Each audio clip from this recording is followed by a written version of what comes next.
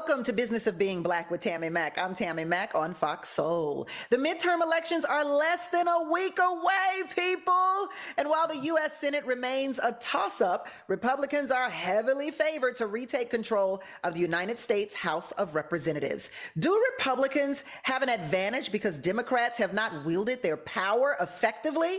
Or are Republicans playing unfair?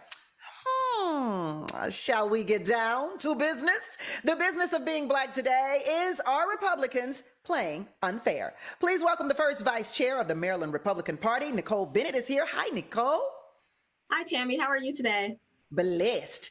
Former Tennessee State Senator Katrina Robinson. Hi, Senator Robinson. Hey there, Nicole. Thank you for having me. I'm sorry, Tammy. Thank you for having me. Well, you can say hi to Nicole, too. Well, hey, Nicole.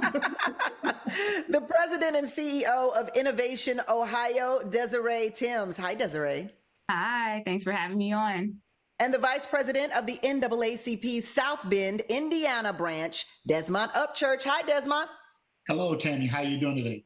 I'm doing all right. Let's get down to business, the business of being black. Why should black people even care if Republicans are playing unfair? Why should black people care, Desiree? Black people should care about what the Republicans are up to right now because they're pulling out pages from old history books, and we know how the story ends. This is not a moment to sit back and relax. Our forefathers and grandparents and ancestors fought really hard for the rights that we have today, and we are slowly but surely seeing those rights being rolled away from us and rolled back in time. So Black people really have to get engaged in every single election cycle, even if we don't get everything we want, but we have to make sure that we move forward and not backwards. You make a strong point, but I'm gonna come back and ask for details in a minute, Desiree. Katrina, why should black people care? Desiree brings a good point. I mean, history repeats itself. We're talking about a very critical time here for midterms this go round. There's a lot at stake. This is basically a repetition of what's been going on forever. We talked about history. We're talking about Black Reconstruction. Remember back, looking back at that, when the Southern Democrats felt like they were going to be threatened in their elections. That's when all the disenfranchisement happened, the poll taxes happened, the literacy test happened, and the Black turnout fell from 61% to 2% in a matter of 30 years. And so I think that's where we are now. We're trying to will back that power that doesn't really exist. Nicole, why should black people care if the Republicans are playing unfair? Why? You know, the truth of the matter is I agree to an extent that this is historic, that this is the moment, but there is no regression. Listen, we're all Americans. This economy hurts everybody, but it especially hurts brown and Black people. We are the ones that are bearing the brunt of very high gas prices while we're trying to take our kids to school and get educated. This is the reason to care. This is not about anything other than the quality of your life. Whether it's Democrat or Republican, this is about moving the ball forward for all Americans. Desmond, why should black people care? I believe we should care because this is a unique opportunity for us to get off the Democratic platform and move on to a party that is now open to ideas that we bring to the table. If we can get more Black people to get involved in the Republican Party, it can be a party that we can steer in a direction that really makes an impact in our community. So when you say get more black people involved in the Republican Party, why do you think the Republican Party cannot do that? I believe the Republican Party could do it. However, when we keep using the same why hasn't the Republican Party done it? Well, I believe the Republican Party has done it. They just are reaching individuals who keep using the same rhetoric as in the past. A lot of Black communities are being hurt by ideas of their grandparents. And if we can take that opportunity today to look past the hurt, I believe there's a great opportunity in the Republican Party. And I don't think they're playing unfair. Nicole, you seem to agree. I want to jump in. Listen, as one of those Black people that have been a Republican, I'm third generation Republican. Both of my grandfathers were Republican. It is not an issue of rhetoric. It is an issue of willingness to try something new. And as we know, when we're used to something, whether it's good or bad for us, it becomes our normal. That chance to reach out and do something different requires courage.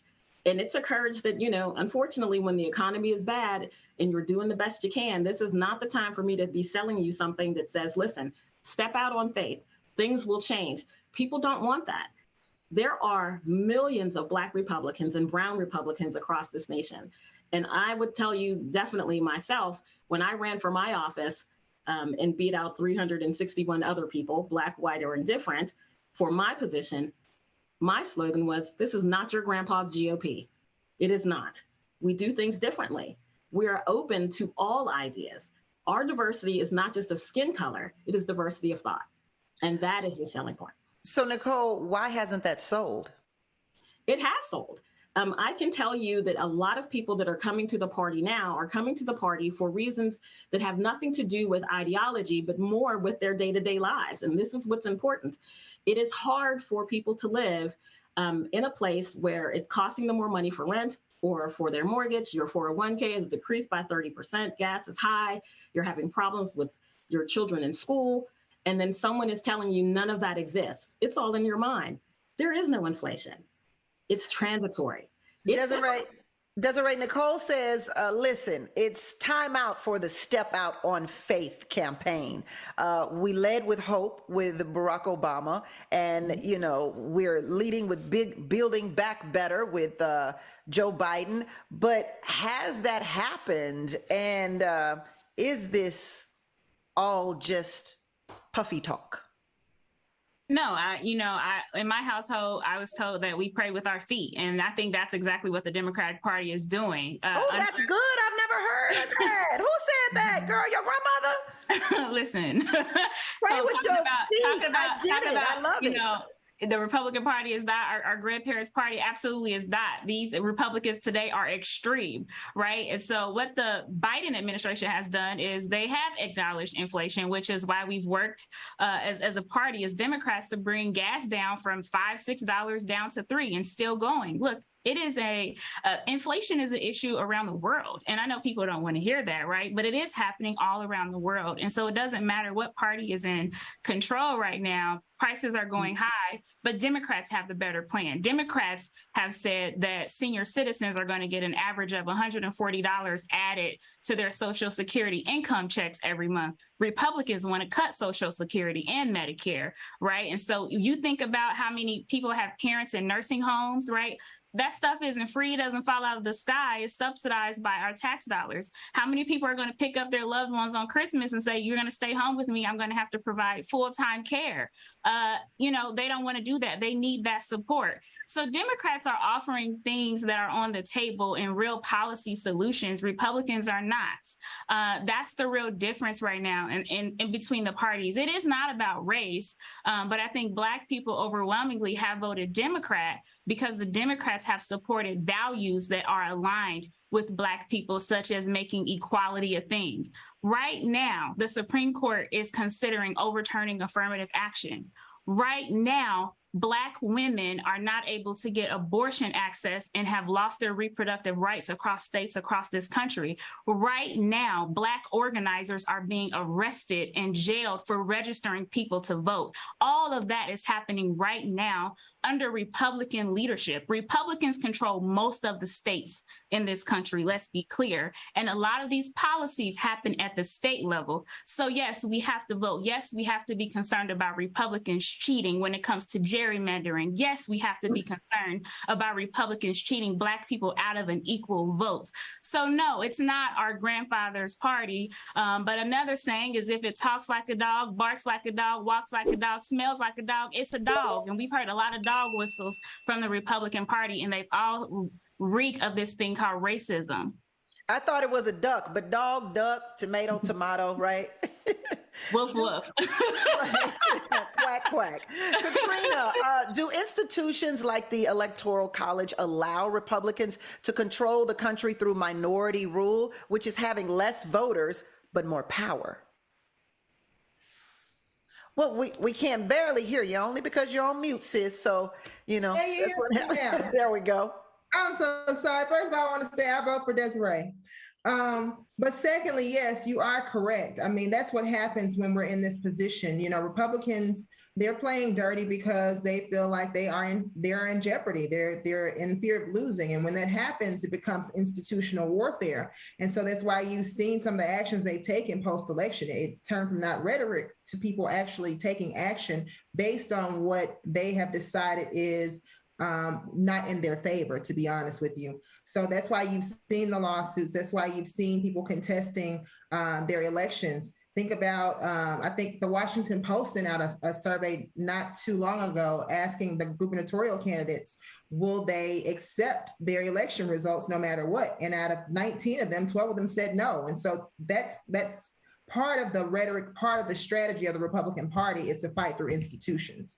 And so that's what we have to be very conscious of. President Biden has brought that to light over and over again during his tenure. And sometimes we take him seriously and sometimes we don't. The press sometimes overlooks it, but he does have a good point. This is institutional warfare when you're talking about the GOP trying to scale back voter enfranchisement as well as to secure those elections on the gubernatorial side. Excellent. Okay, so we want to talk about the Senate. Is it stacked against Democrats? We'll talk about that a little bit deeper when we return on Business of Being Black with Tammi Mack on Fox Soul. Welcome back to Business of Being Black with Tammi Mack. I'm Tammi Mack, and the business of being Black today is Republicans. Are they playing unfair? I know this hurts you, Nicole and Desmond, to have such a show, right? So the Senate is currently split 50-50 for Republicans and Democrats, but despite having the exact same number of United States senators, Democrats represent 56.5% of the population, while Republican senators represent 43.5%. In terms of control of the Senate, is the deck stacked in the Republicans' favor, Desmond? For control, I believe the Republicans have a great opportunity this midterm. I've heard a lot of these comments come from the Democratic side about all these ideas about cheating the vote and these terms of fear. That's all the Democrats sell is fear. And it's putting us in a bind so that we can't move our people forward, right? Every time you turn around, Democrats want to sell fear, fear, fear.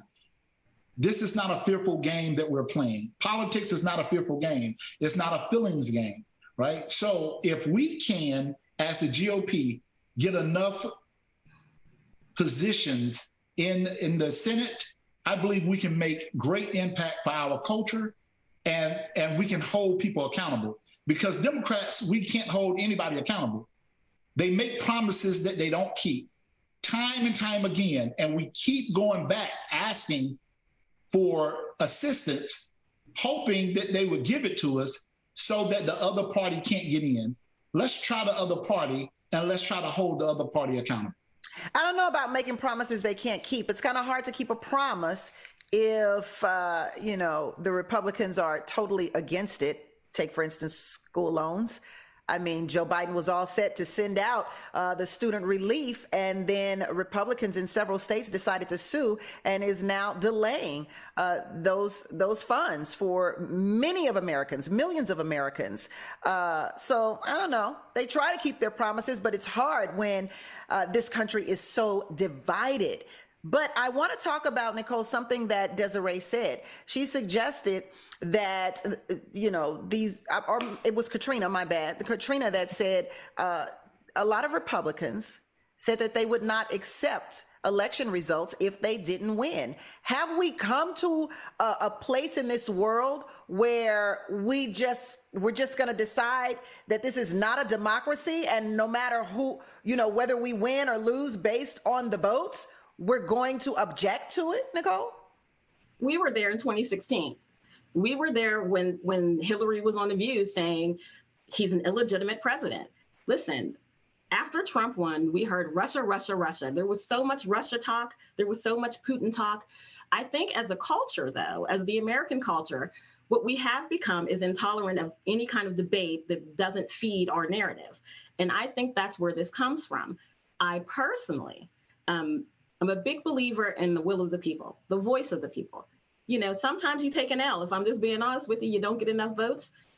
Most people are going to challenge that election because that's where we are as a culture. If I can't But have do you my believe, Nicole, that challenging the election is one thing, but to create a whole narrative and create a whole swarm of Americans who just flat out decide that this is a lie and the elections are false, that's much different than Hillary Clinton saying this is an illegitimate president, which she meant she won the popular vote. Yeah, but Hillary knows we have an electoral college, and everybody loves the electoral college when they win, a la her husband. But every now and again, when it doesn't go your way, you're not willing to accept those results. This is true. And that's exactly what we saw on January 6th, right? The Trumpers and the Riders did not want to accept the electoral college results. They wanted to hang Mike Pence, which is what they shouted verbally, and assaulted police officers and staffers on Capitol Hill. Listen, I don't stand in between law and order. I'm a big believer in law and order. And the people who had a riot, a raid, anywhere in this nation should be held accountable for their actions. That's flat out. Here's the thing. As we move forward with American politics, we have to decide as a culture what's more important to us, partisanship or being good Americans. Again, we're not there. We are very, very divided. Everyone has a corner and people are digging down, and we're not advancing our culture that way. We're just not. Katrina? I've heard so many things I want to go back to.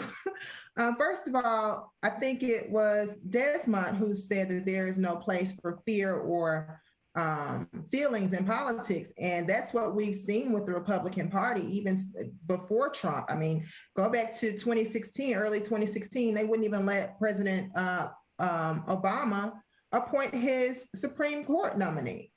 There's so many things that happen in the Republican Party that they want to turn a blind eye to and then say the Democrats are pushing fear. Well, we should be fearful of the Republican Party's control because they control without restraint.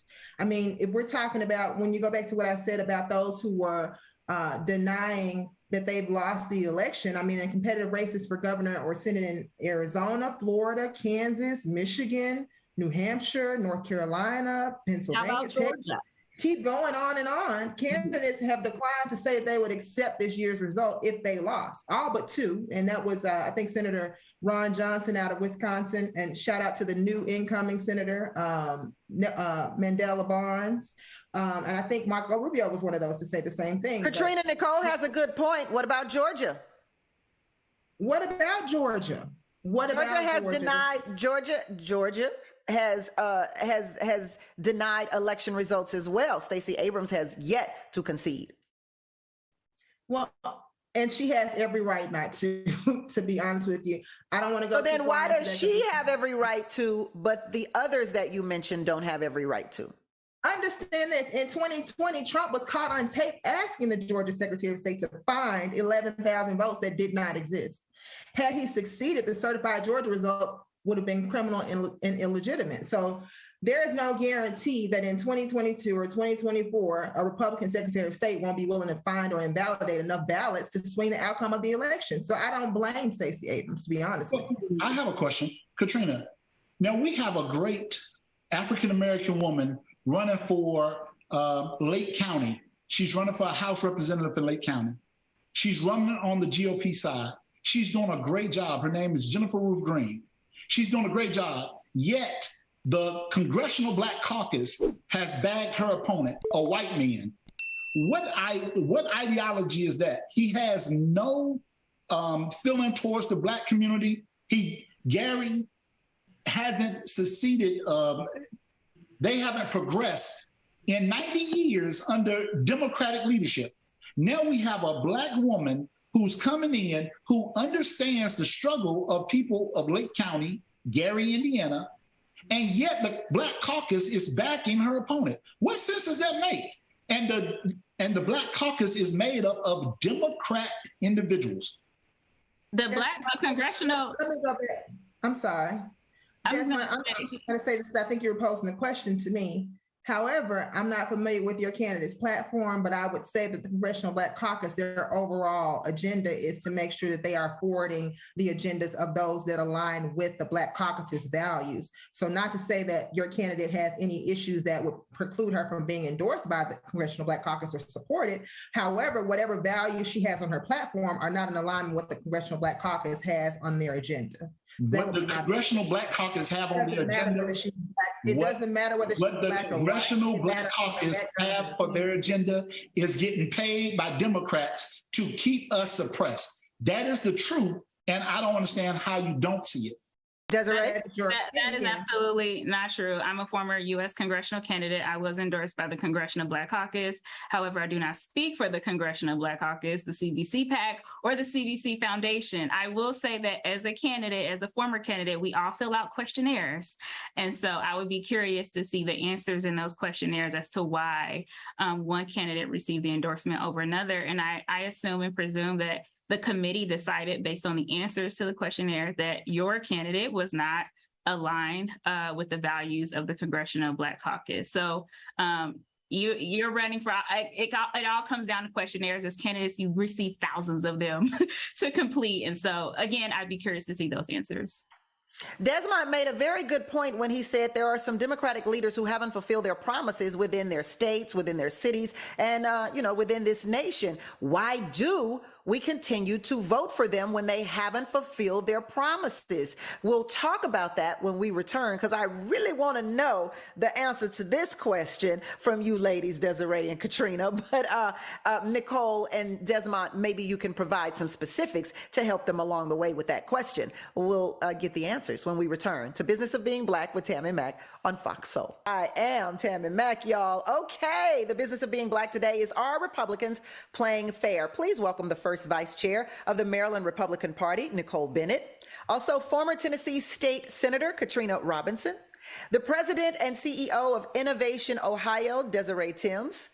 And the Vice President of the NAACP's South Bend, Indiana branch, Desmond Upchurch. Okay, so Desmond mentioned before the break, and Desiree, I'll give this one to you. He mentioned before the break that there were Democrats who haven't fulfilled promises in several states that are doing poorly, not doing bad at all. So why is it so important to stick to a certain party versus someone who can make change in areas that are not doing well under the current leadership? Well, I absolutely think that if someone is not doing their job, then you remove them. That said, you don't decide to go stick with the person or the party that is against all of your values and will do an even worse job or cause you more harm. For example, even when it comes to inflation, the Democrats, only the Democrats, voted yes and passed or didn't pass the bill on the corporate price gouging. Corporations are milking the inflation right now to get record profits. No Republicans voted in favor of that. The COVID vaccines, we all been able to get free shots due to this virus. Republicans voted against that. And so this is a party who really is against saving lives. And so you have to ask yourself, what's best for my family? And if there is a Democrat who's not doing their jobs, run for office, replace them. Good point. Nicole? Foolishness. So listen, this inflationary bubble that we're living through now, the recession that's not a recession, all at the feet of Joe Biden. All at the feet of Joe Biden. From the very first day in office, it was all out war on American energy. He shut down the pipeline. Energy prices are through the roof. So talk to me about it coming down from $5 when it was $2 and loose change when he took office. These kind of half-truths, people kind of skirting around the issue, it makes it hard for people to see the issue clearly. But I can tell you what, when you take your car to the gas station and what used to cost you $25 now costs you $50, it doesn't really matter how you feel about that politician. You're hit it in the pocket. It's hurting your family. It's hurting everything about your lifestyle. But Nicole, I understand that Republicans are going to die on the hill of gas prices are high and so is milk and eggs. But what about reproductive rights? What about affirmative action? What about those things that affect our communities disproportionately? So I will say on the topic of affirmative action, the group of Asian students who brought that lawsuit against Harvard and against North Carolina Chapel Hill have a very good point, that we should be looking at people based on their merit, not necessarily based on if they're a legacy, if they're a child that's related to someone who works there, or the color of their skin. This is a question that never worked. That has never worked in the history of this country. That's why we have something called the 14th Amendment. How far have we come as this nation? Perhaps we've come this far because of affirmative action. Perhaps we've come this far because of some of the civil rights that have been put in place and fought for by the generation of the 60s. Listen, I completely agree with that. I think I go back before the 60s, all the way back to Reconstruction. Black people have come so far in such a short period of time, but we do have to look at what's best for our entire community moving forward. Not just the select few. So Republicans' claims of voter fraud, I'm sorry, did you want to speak on that? I would love to interject. Tammi. Go right ahead. It's unbelievable to hear this from a Black woman on this panel. When we're talking about equal access to healthcare, we have to understand that abortion rights are healthcare access for some women. Some women do not have the ability to go to a doctor or OBGYN for their primary care or for their specialized care. The abortion access is how they use the healthcare system in order to seek care. And so if you have overwhelmingly 209 House Republicans who voted against the Women's Health Protection Act, 205 House Republicans who voted to prevent women from traveling across state lines to obtain an abortion, I don't understand how you can tell me that Republicans have the will of the people in mind rather than their political agendas in mind. When we're talking about the motivation, I believe they're not trying to stop health care.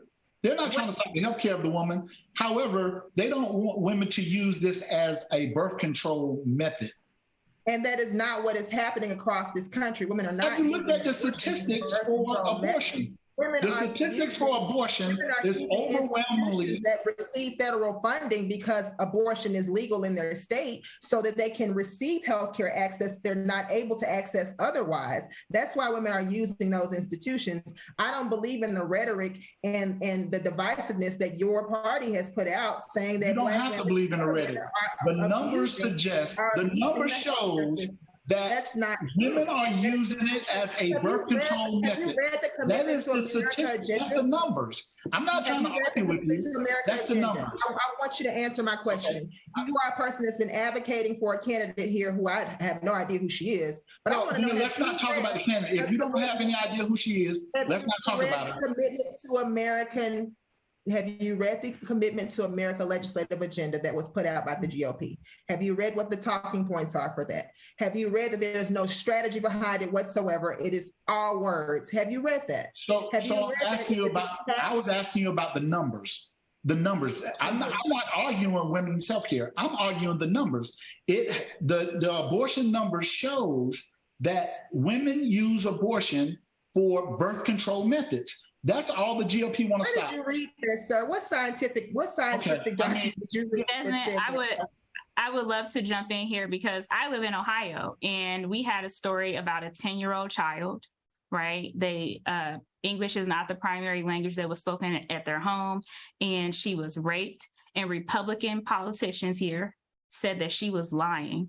She had to find a way to travel to your state in Indiana to access abortion care after being raped. The Republican platform has been no exceptions, okay? We also have Republicans advocating to ban birth control, IVF. People who want to expand their families won't have access to that science because of some of these dangerous laws. And I do have a number for you. More than 60% of Americans believe that Roe v. Wade should remain the law of the land. More than 60% of Americans, both parties, right? They believe that the government should not mandate and force women and people to remain pregnant. Can I jump in as a healthcare executive? Here's a novel point. Giving the rights back to the states is not an issue. It's only an issue because, as Desiree pointed out earlier, Republicans control a lot of these states. And they don't control these states because it was willed to them. It's because they were elected by the people to hold these offices. Giving the power back to the states is what this country was founded on. This whole idea of federalism, where everything has to trickle down from the federal government, is a misnomer. Each state should set its own law. So if you live in a state where, like Louisiana, that had an automatic trigger law, the moment that Dobbs came back, Louisiana had a trigger law. Louisiana has a ton of elected Democrats. They should have gotten a caucus. They should have done their thing. Nicole, I want to ask you, as a healthcare executive, do you believe that Republican men should dictate family planning decisions and what women should do in the best interest of their healthcare? I believe that physicians and their patients should dictate all healthcare. That's from COVID vaccines, that's to birth. That is my professional opinion.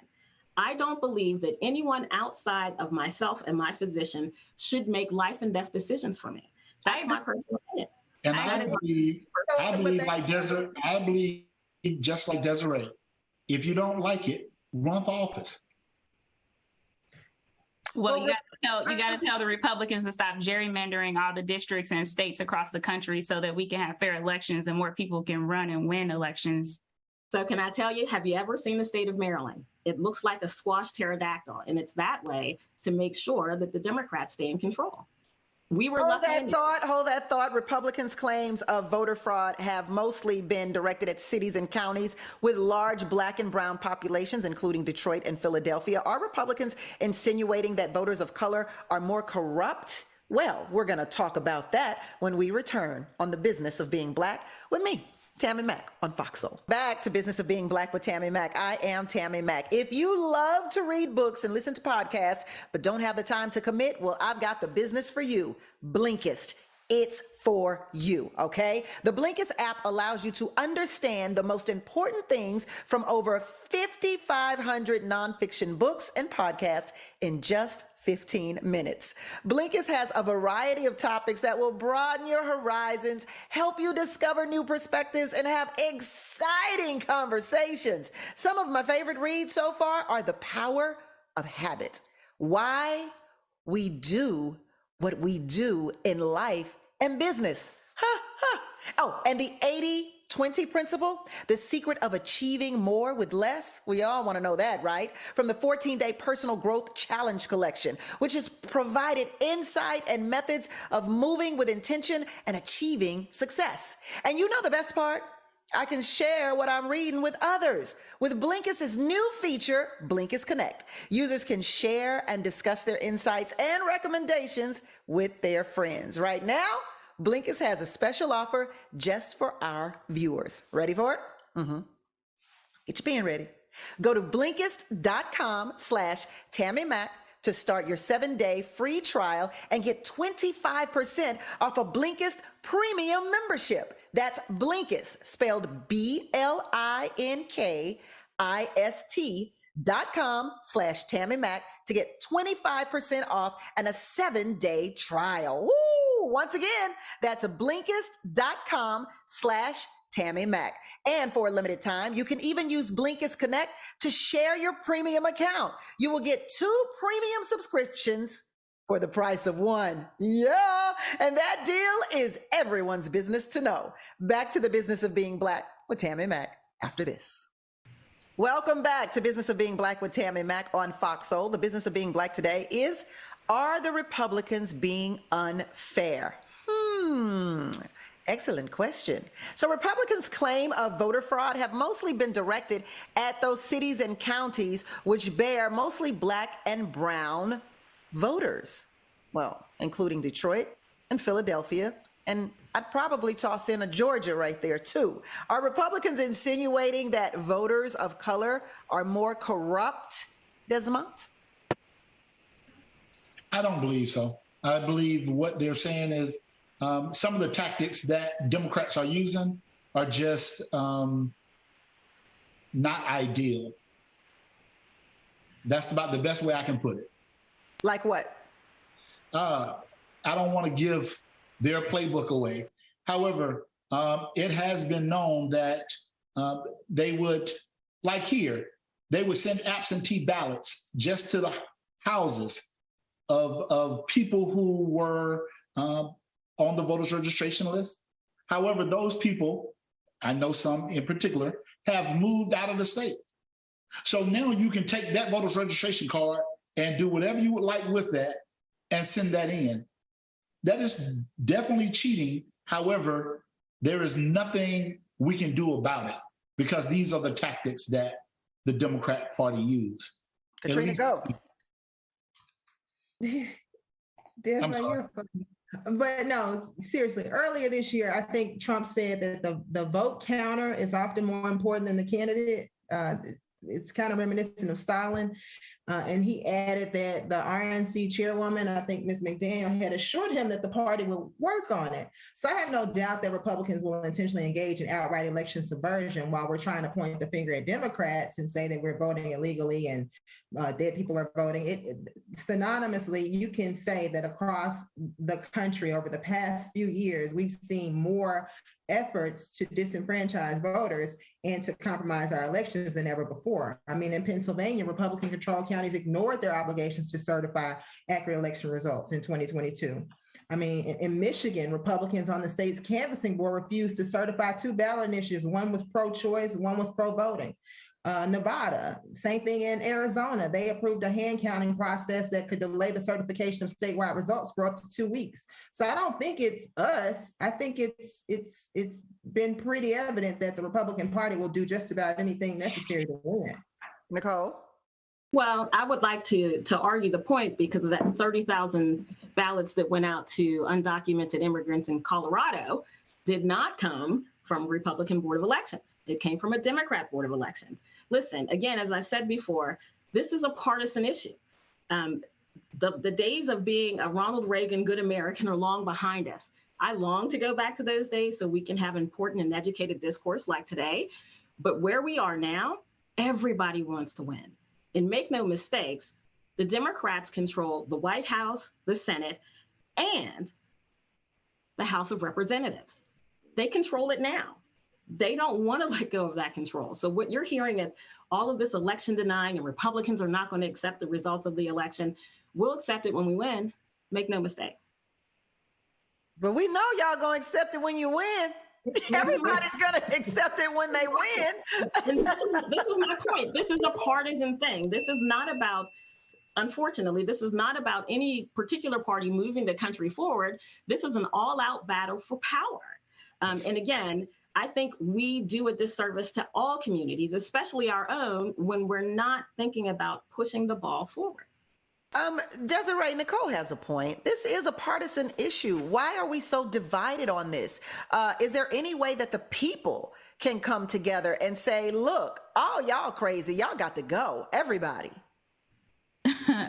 I long for that day, but I think the real issue at hand is that Republican candidates running for U.S. Senate right now will not say that Joe Biden is the lawful president of the United States. Right now, we have election deniers running the Republican Party, and that's what's going on, right? I long for the Republican Party to go back to the Mitt Romney days where we can have that intellectual discourse. But right now, we're looking at extremism, January 6th rioters and election deniers leading and charging the way. And so, yeah, that is a partisan. What's so interesting about that? Democrats aren't doing that. What's so interesting about that is that the election deniers are our leaders. They're our leaders. They're people that we have put into positions of power. But have these types of claims damaged America's trust in election integrity? Anyone? Well, we know right now in public polling that democracy and protecting our government is a top issue across voters from all across the country, right? So there's like the economy, number one, and then number two is democracy. So people are concerned about the state of our elections and if they're going to be protected, if their vote will be counted, they'll be kicked off the voter registration rolls. And so these are real issues. And we're seeing this extremism from the conservative party not happening just here in the United States. Again, this is happening across the world.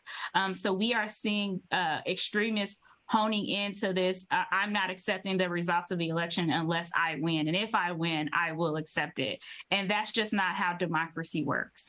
It's I interesting to agree. me because we teach our children to be good sportsmen, to have good sportsmanship. And all of a sudden, this country has turned into something that I've never seen. I have to admit, I've just never seen this side of America in this way in my lifetime. In Arizona, people with tactical gear and assault rifles have been loitering outside of voting drop box locations. Is the Republican Party trying to intimidate voters here? Nicole? Yeah. Oh, go I ahead. can tell you, I can tell you definitively that kind of behavior happens in Democrat strongholds too. Again, this is a partisan issue. So are there Democrats as well that have rifles and tactical gear hanging around voting boxes? Is that true? No, I'm not saying that they have rifles and tactical gear, but their version of intimidating voters is no different. For example, Handing out people water? No. There's a county here where elected officials put on T-shirts that said "All Black Everything," and they marched up and down the line of people waiting to vote and screamed in their faces, "All Black Everything, all Black everything." And if that's not intimidation, I don't know what is. Now, Sounds like intimidation to me, Katrina. I don't know if that's intimidation. I don't know if that's quite true either, but let's be clear. I mean, Republican election deniers and vote suppressors and those big lie advocates, all of them are spreading misinformation about elections because they believe that without public confidence, elections are going to be easier to overturn and the results are easier to ignore. So even if you look at states like Georgia and Florida and Texas, the misinformation about elections is what created the environment for them to enact new voter suppression laws and to seek to fence out our younger voters and our racial minorities from voting in the process. So I think it's a more orchestrated, a more strategic way of doing things. I mean, look back at Republicans across the country that pretty much embrace, like I said, the any means necessary strategy to preserve their power. Say, for instance, losing the governorship in North Carolina in 2016 and in Wisconsin in 2018, they used this lame duck legislative sessions to push through bills stripping power from incoming Democratic governors. So when you look at what is the most dangerous form, I mean, of course, you know, you're going to have those outliers, but the most dangerous form of disenfranchisement and voter suppression comes from the Republican Party through strategic action from the top down. Desmond, is our election system broken? I do not believe that it's broken. I believe that it works. I believe we have to have a strategy on how to use it properly, right? We need a strategic plan on both sides of the aisle, Democrat and Republican, right? We need to be there for our culture, right? Instead of trying to do it for whatever reasons, pro-choice, pro-life, we need to think what's best for our culture. And do you believe Joe Biden is the president? I do believe Joe Biden is the president. So However, Nancy Pelosi's husband, Paul Pelosi, was brutally attacked last week, suffering a fractured skull. Do you think that Republican rhetoric and demonization of Pelosi is responsible for this attack? Paul Pelosi is 82 years old. A Republican Senate candidate in Arizona had a commercial in which he fired a gun at the actors portraying Nancy Pelosi and President Biden. The GOP launched a Fire Pelosi campaign in 2010, which promoted images of Nancy Pelosi in flames. So do you think that this is a demonization of Pelosi, or that the demonization of Pelosi by the Republican Party is responsible for this attack at all, Nicole? I think the crazy man with the hammer is responsible for that act. Just like the person who is a Bernie Sanders supporter who shot Steve Scalise at the softball game was a bad actor. The fact that he was a Bernie supporter did nothing to stop that bullet from damaging Steve Scalise. You know, at some point, we do have to control our rhetoric. And I think there's a lot of growth on both sides of the aisle that can happen. Politics is not supposed to be a blood sport. But recently, it has become that. And I really think that we're losing some of our best candidates and people who can bring the best ideas to the table because they don't want to have to live through having extra security detail like Brett Kavanaugh and have someone chasing you around with zip ties to kill you. These things are unconscionable. It's not the American way. It's just not. Yeah. Desiree? Yeah, I can tell you that what happened to Paul Pelosi is heartbreaking and sad, and it's definitely due to the rhetoric. And not only that, Republican Senate candidates, Republican gubernatorial candidates, Carrie Lake, they laughed about it, right? This is an 82-year-old person, a human being who was attacked in his home. Regardless of political affiliations or political parties, it is not a laughing matter. And so anytime we have the top of the tickets and the Republican Party leaning in on that laughter, thinking this is a joke, we are in dangerous times. Yeah, recently Donald Trump Jr. posted on his Twitter his Halloween costume and put a picture of underwear and a hammer there and said that it had nothing to do with what's happening in the news. How can that be so? He is a lie. He is a lie, and that was so distasteful and so. Have we come to the point to where we don't care about human beings, to where we don't care about Americans as people, as human beings, that we're so one-sided and we're so clicked with one another that we've decided to flat out not care about people who don't agree with us, Desmond? Well, I believe, as Nicole said, I believe we hold these bad actors accountable for their actions. I don't believe they represent the parties that they are part of. I believe they're just bad actors in that party. But they're still being celebrated. I think that's the issue, is like, if Republicans will call these people out and say, no, no, no, like John McCain did during the debate when the woman infamously called Barack Obama a Muslim, and John McCain stopped her and said, no, no, no, he's a good man. We just disagree on policy. That Republican Party doesn't exist. Right now, the Republicans are leaning into messages of hate. And so we are not going to get back to a place where we can work together until Republicans buck up to their own party. Listen, we're not the only ones. I'm still waiting for the president of the United States to say that the man who invaded Brett Kavanaugh's home was wrong. How long did we wait for the Congress to act to protect the Supreme Court? I'm not going to hold my breath, but we're still waiting. So I mean, members of Congress are still waiting to be protected. They don't have protection for themselves. So I think this is a general security issue and a security matter, Nicole, for all elected officials. We don't have protection for our elected officials in this country. And I agree with you, Nicole, in that people are going to be afraid to run for office and participate in the public square if they feel like their families are going to be threatened. Yeah, that's unfortunate. That's a great point. That's a great point. Nicole, please tell us how we can keep up with you. Let me tell you, this election cycle has been a whirlwind. It has been absolutely crazy with our ground game here in Maryland. We are grossly outnumbered by Democrats who live in the central part of our state. However, if you're looking for me, I'm in the central part of the state, knocking on doors and talking to voters, trying to whip the vote. I am available on Facebook at Nicole Bennett. It's an open page. And on Twitter as Sporty's Girl Nick. That's my dad.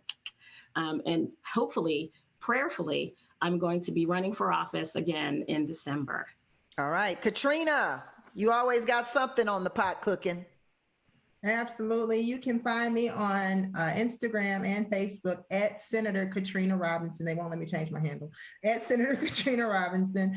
You can also visit my website, thekatrinarobinson.com. Be on the lookout for my book that is coming out, The Ugly Truth About Pretty Lies. And you haven't seen the last. You ever want to run again? Maybe so. Who's to say? I'm trying to push you. I'm trying to push you, girl. Don't protect me. I'm gonna run. Oh, okay. Desmond. So that's your answer. Desmond, what have you got going on, my brother? So currently, I'm running for county auditor here for St. Joe County, and you can find me at Desmond for South Bend on Instagram or on Facebook at Desmond Up Church. All right. And Desiree, the work of Innovation Ohio. Yeah, so I'm the president and CEO of Innovation Ohio. We are doing a lot of work here on the ground. If you are an Ohio voter and you want to know what's on your ballot, go to ohiovoterguide.org. You can also send me a DM on Twitter at Tim's Desiree or on Instagram and Facebook at Desiree Timms. Excellent. So I have a little question for you all to wrap it up, because I like to find solutions. You know, we talk about the problem and blame everybody all day, every day, right? But can we find a solution to these issues that we are facing in America? So I ask each of you in three words, how can we unite? How can we unite? 3 words is all you get. Katrina, kick us off. My 3 words are people, not pawns. Desmond, you got it. 3 words. Let's vote Republican. I think you cheated. Nicole? He stole my words, but I will say at the cross. That's where we're going to find our solutions, at the cross. Well, what if everybody ain't going to the cross though, Nicole? Come on, there's space for you. Come on over to the cross. Desiree, please give us 3 words and take us on out of here. All right, you got to vote very often. Vote very often. That's great. Heading into election time. That is the business of being Black with Tammi Mack on Fox Soul. Bye.